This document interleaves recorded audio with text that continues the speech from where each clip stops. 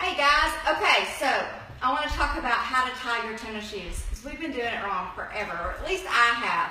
So you know you buy your new shoes and you've got like miles and miles of shoelaces and you tie it and then you have to double knot it and quadruple knot it and you hate to cut off the end because then it's a disaster and if it ever comes undone then you can't feed it through the holes anymore, so you can't do that and you just suck it up and deal with it, right? Well, here is the secret, and I'm not brilliant enough to figure out this on my own, but I don't remember where I learned it, so I don't know.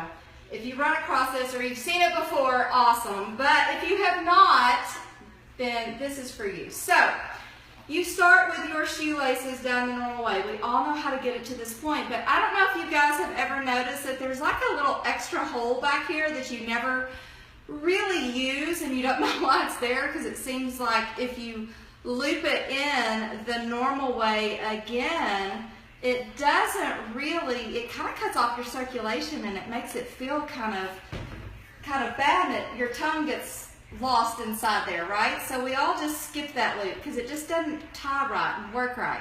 It's because that's not how you do it. So let me show you really quickly how to finish off tying your shoe. Okay, zoom in. We get it to this point right here, and instead of crossing over and going in this opposite hole, you are actually going to go in the same side, just like this, and pull it through on the inside. So you end up with a loop like so.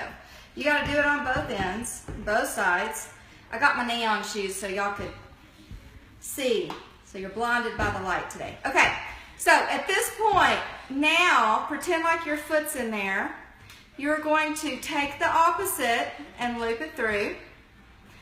Take the opposite and loop it through this part, just like so.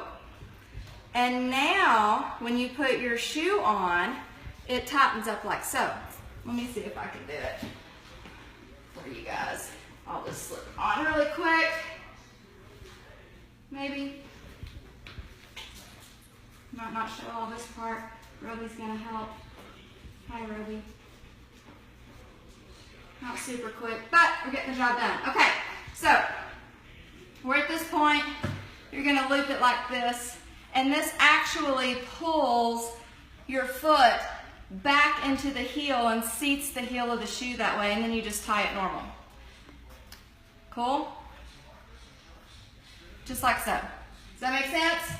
So you have got to loop it through just like this, and it will seat your heel into the back of the shoe. So if you've been having trouble with the shoe kind of flipping off your heel, or especially if you're doing aerobics, or maybe you're doing planks or mountain climbers or burpees or something, and you find that your back of your shoe flops off, try tying your shoes this way. It will keep your foot tucked in really tight, your heel stays seated in the back of the shoe where it's supposed to be, and your shoes won't slip off anymore.